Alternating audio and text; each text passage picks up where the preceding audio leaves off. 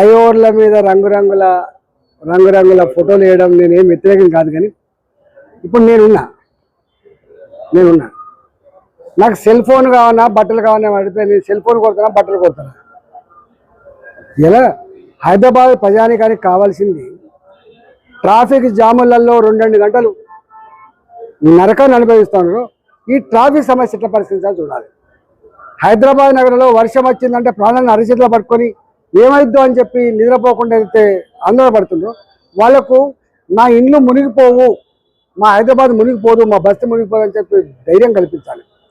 హైదరాబాద్లో మంచి లైట్ల ఫెసిలిటీ పెట్టాలి. హైదరాబాద్లో మంచి ఎంప్లాయ్మెంట్ జనరేషన్ కోసం ఆస్కారం చేయాలి. కానీ హైదరాబాద్ నేనేం అంటలేని వాళ్ళు ఫ్లైఓవర్ల కింద ఎవరికో కాంట్రాక్ట్ ఇచ్చి 150 కోట్లు 200 కోట్లు తెచ్చి సుందరంగా కనబడుతుంటే ఈ కింద పైన పటారం లోన లోటారం, పైన పటారం లోన లోటారం లెక్క చేయొద్దు. మొట్టమొదటిగా మురికి ఇప్పుడే వేస్తున్నాను. ఇక్కడ దీని పక్కన ఖైరతాబాద్లో ఉన్నటువంటి ఖైరతాబాద్ వేస్తున్నాం. అక్కడ నాలా చూస్తే అది ఒక డంపింగ్ యార్డ్ లెక్క ఉన్నది. స్వయంగా దేని పక్కకు ఉన్నది? మురికి నీరు వ్యవస్థ ఆఫీస్ పక్కే ఉన్నది. దాంట్లో పెద్ద డంప్ ఉన్నది. ఇట్లాంటి గురిగింజ తన కింద ఎరిగినట్టుగా ఆఫీసర్లు మేము ఇట్లా చేస్తున్నా 80% నువ్వు 80% చేసినావా, 90% చేసినావా, ప్రణాళికలు వేసినావా, ఏంది కాదు ఇప్పుడేందని చూడు.